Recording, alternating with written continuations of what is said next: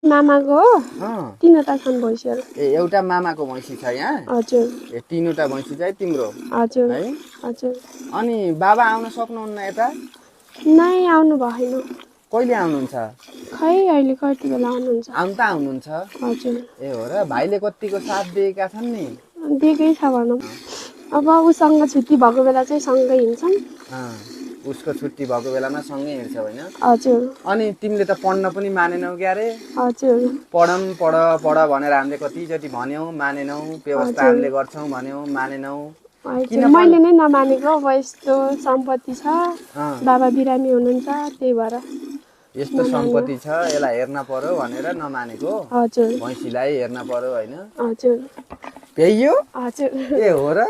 ए मेरा बाप कति आत्तिन्छ कि यो पारो त दुध खानलाई। पारो आत्तिन्छ दुध खानलाई? हजुर। गोरुले हान्छ र? हजुर। ए हो र? हजुर। अनि यहाँ हो तताउने? हजुर। ए